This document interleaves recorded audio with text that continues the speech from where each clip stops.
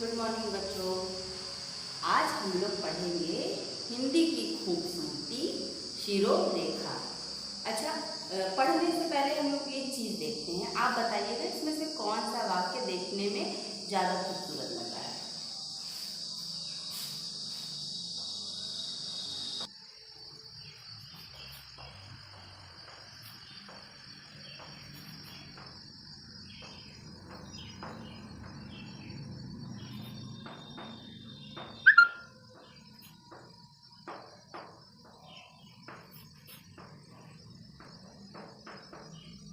दोनों ही वाक्य एक हैं, लेकिन हम देख रहे हैं कि हमारा ये वाला वाक्य ज़्यादा खूबसूरत लग रहा है।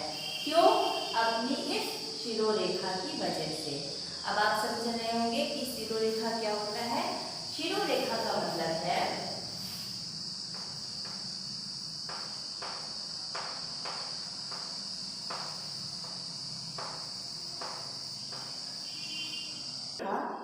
शिरोरेखा का मतलब होता है किसी भी अक्षर के ऊपर खींची गई रेखा या लाइन।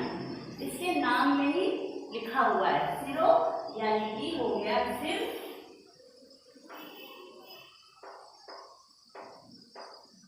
और रेखा इसका मतलब लाइन।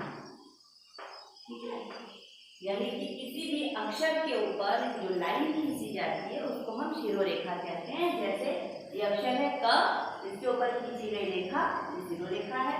ये ला के अक्षर के ऊपर खींची गई लाइन ये शिरोरेखा है। लेकिन कुछ अक्षर ऐसे होते हैं जिस पे हम पूरी शिरोरेखा नहीं खींचते हैं। जैसे हमारा अक्षर है थ, भ,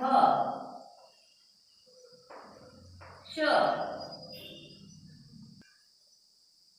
ध।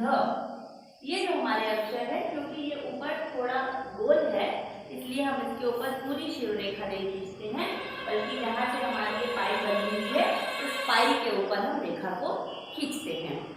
अब हम जानते हैं कि शिरोरेखा के क्या नियम हैं, या यह शिरोरेखा किसी अक्षर पे कैसे लगाई जाती है।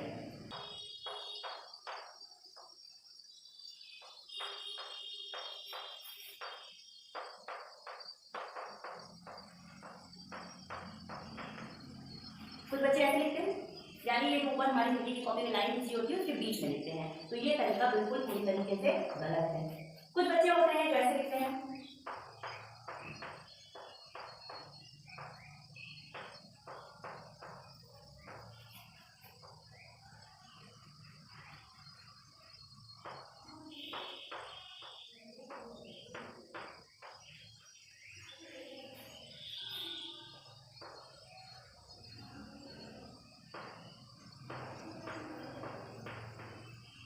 यानी कि वो लिखने के बाद इस खड़ी पाई को बार बार इस पर दोहराते हैं।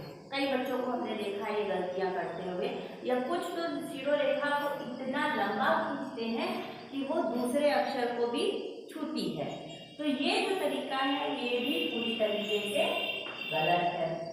अब हम देखते हैं कि शिरोरेखा लगाने का या हिंदी लिखने में शिरोरेखा लगाने की क्या नियम है। तो जैसे आपको लिखना है तो हम लिखेंगे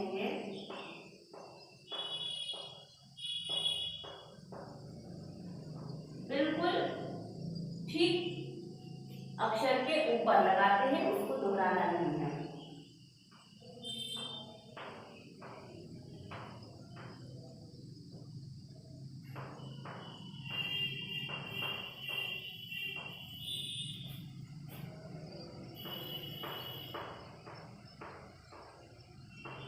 यानी हम शिरोरेखा को एक बार में सीधी लाइन खींचते हैं।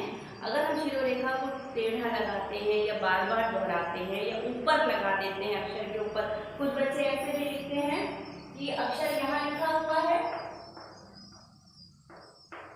और लाइन यहाँ खींचते हैं ऐसे, तो ये भी बिल्कुल गलत तरीका है।